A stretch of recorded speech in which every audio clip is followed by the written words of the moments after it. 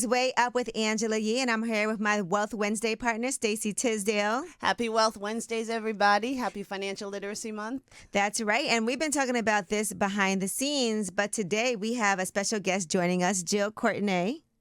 Yes. Hello. Hi, Jill. And Jill is with As You Sow, which is an organization that helps individuals, institutional investors, and corporations socially, consciously invest, and helps a lot of individuals out there who might not know they do things like own gun stocks in their 401ks, identify that and make different choices. And that's one of the reasons that we wanted to talk to you today. I know everybody's so tired of these headlines about mass shootings over and over again. Angela and I were just talking about, as of April 10th, there were 11,523 people died from gun violence in the United States. And I think there's been 146 mass shootings so far this year. Just this past Saturday, 4 people were killed and 28 were injured in Dadeville, Alabama. And then you and we're talking about some of the stats for Black Americans. Yes, and so what we want to discuss today is young Black Americans aged 15 to 34 experience the highest rate of gun homicides in the U.S., and Blacks are also 10 times more likely than whites to die by gun homicide, while just making up 12.5% of the population, and Black people are the victims of 61% of all gun homicides. I have a 401k. I have my Roth IRA. And truthfully, a lot of us, we do the match at work, and you don't even know where your money is going, right? And so, Jill, can you talk to us about As You Sow and what you're focused on? Yeah, so As You Sow, we are shareholder advocates. So it's SOW, like reap as you sow. And so I'm not a financial advisor. Everything here is for educational and information purposes only. And what we do is we use data-driven studies and scorecards to help corporations identify where they're putting their shareholders at risk. And so we work with institutional investors, we work with large public companies, Russell 3000 companies. The institutional investors are the mutual funds, where most people have their 401ks, pension funds. Most of the pension funds are government. And then we're also working with banks. We work with university endowments. And all of these places, they have trillions of dollars invested in the market. And for those of us who are investors, which I am, we know that institutional investors move the market. This is a big issue for Black Americans right now because, as Angela was saying, this issue of gun violence so disproportionately affects us. But we are investing. I think since the pandemic, the majority of first-time investors to the stock market were Blacks. And you have about 53% of Black Americans owning 401ks, and 35% of, as you said, of U.S. stock funds include investments in major retailers of guns and ammunition. So if someone's like, I don't want to invest in these companies that disproportionately affect my community, what should they do? Right, because some of us are doing it without even realizing our money is going into gun makers, ammunition makers. Billions of dollars, Yeah. And that's the thing, because 401k plans, they are mutual funds or index funds. So that's a basket of stock. And some of those mutual funds, they can have 500 holdings in them. And most times when you go to your 401k advisor or your HR person and talk to them, they're going to have you fill out a form. You're going to look at very specific things. They're going to want to know what's your risk. Do you have a high risk tolerance, a low risk tolerance? They're going to want to know how much money do you want to spend, because you have to pay for, all of everything that you do in a mutual fund.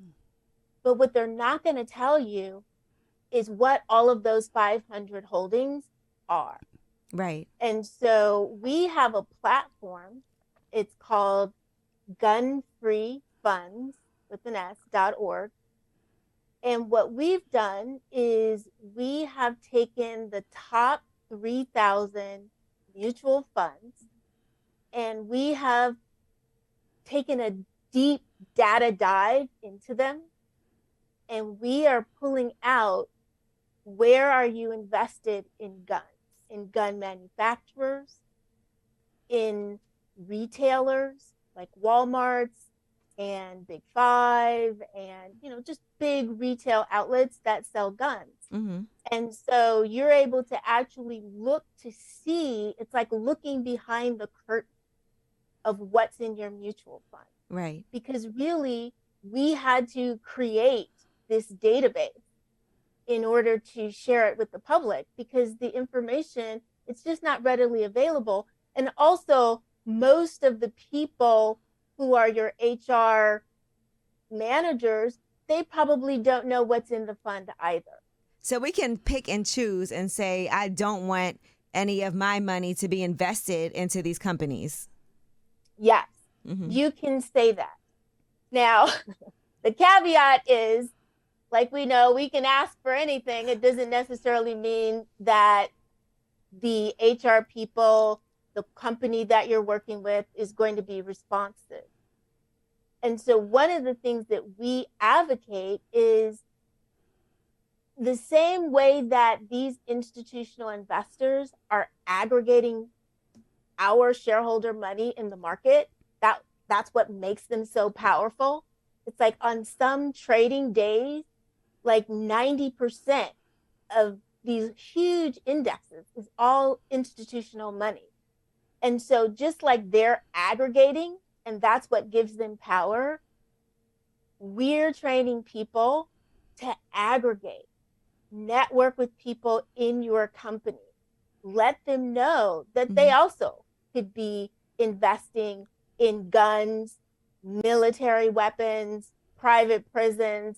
There are all sorts of things in people's 401ks that they have just no idea. And you guys are the leader in this space. I know in 2022 you worked with almost 200 companies that were worth over $2.1 trillion. But just to back it up a little bit, in reality, most of us don't even know the name of the funds that our 401ks are in. So how do we start from the very beginning? So the very beginning is to go onto the platform that has your 401k, and you might need to ask your HR person for that information if you're not clear about that. They should be sending you a statement every month, either digitally or in the mail. I get my statement every month digitally. And you can just see the name on that, right? It's that simple. Yep. Yeah, you just open it up and everything that you own should be right there. It'll be the name of the mutual fund or the index fund or bonds. I'm not sure, whatever you have in your 401k, everything should be there. And then from there, you can start to ask questions. You can ask the HR person, can you tell me what's in this fund?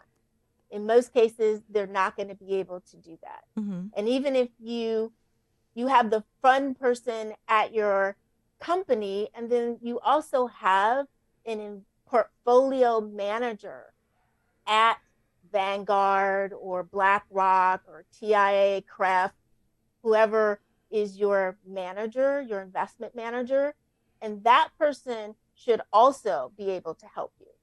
And, depending on the dynamics and the politics of your company, you may want to talk to your HR person first.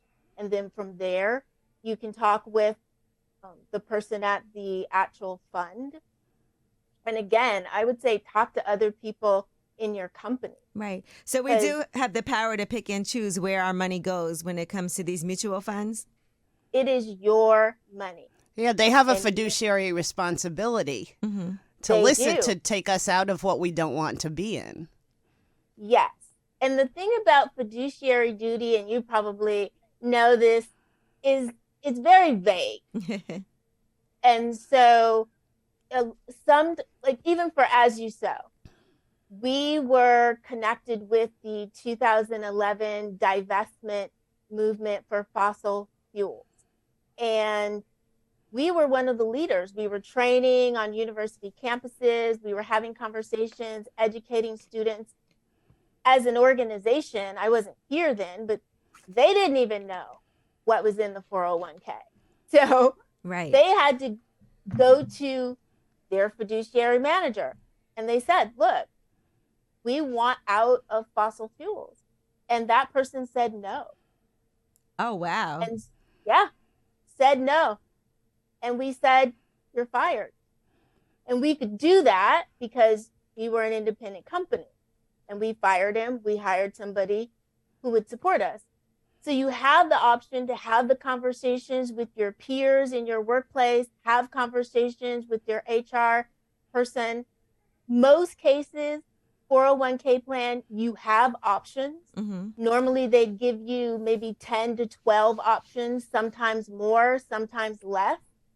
And so there may be if you drop the name of your mutual fund into gunfreefunds.org and you see that you are invested in guns and military weapons and other things that are completely contrary to your values, you can ask your HR manager to put you in a different fund.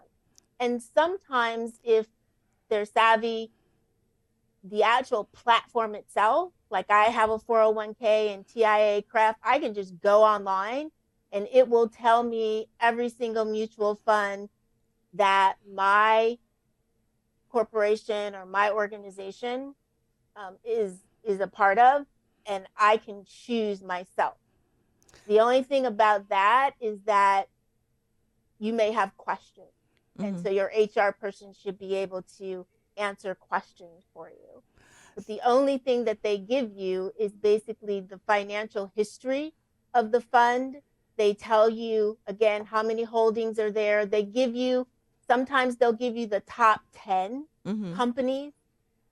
But again, there can be more than 500 in there. Right. And they're not going to list it. It requires some work on our part. The first time I heard about this was in 2015. I interviewed Snoop Dogg, and he was part of this hashtag I am unloading, which was a campaign to unload because he got really into, seeing the power that we could have as a community if we collectively, made moves like this and exercised our voting rights as shareholders, and not only when we think of political elections. Talk to us about some of the impact if the Black community, this issue disproportionately affects us. If we're savvy about it, investing, and if like the HBCUs really got behind this, what kind of social impact do you think that could have? Huge, because we have some universities now that are having conversations with their endowments. And they're saying, look, at the very least, we want sustainable options. So that's the other thing that people can ask for. Ask for a sustainable option. And when they have done that with their endowments, a lot of times they get pushback. This is sort of a long tail conversation. And sometimes you have to have it more than once. And you have to, again, bring a network of people more than once. But now we have universities where their endowments have actually given them a portion of the endowment to invest almost as a beta for sustainable investing. And they're tracking it and they're monitoring it. And a lot of the data studies that are coming out now are saying that for environmental, social, and governance funds, they are on par with, and in some cases better than a traditional fund. Gun-free funds is relatively new for us. We started it just a couple of years ago, so we don't have full data on gun-free funds, and we will, because it just takes time to aggregate all of the data. Well, listen, this is valuable information. And, they do say, according to polls, 63% of Americans want gun laws to change in this country. But a lot of people don't realize or may not realize that they are supporting gun companies and ammunition makers through their 401ks. And like Stacey started this off saying, there's been 146 mass shootings so far this year alone. All right. And so this is really an important issue for us to even be aware of. So we do thank you so much. Jill Courtenay, where can people find you? You can find me on LinkedIn, Jill Courtenay. It's Courtenay. or you can email at jcourtenay@asyousow.org. Thank you so much, Jill. We really appreciate that and really wanted to bring Absolutely. attention to how, you know, collectively we do have the investment dollars to really move the needle on this issue. So really appreciate your help with that. Absolutely do. And it's becoming mainstream. It's a mainstream movement. Yes. Shareholder advocacy. Thank you. Thank you. So We appreciate you. Thank you for your interest. Okay. That was great. Great. Yeah. Thank you. Thanks, Jill. I appreciate it. Absolutely. That went by so fast. I have like 5 more pages. But we'll check back in too. Definitely. You know, this is gonna air. Absolutely.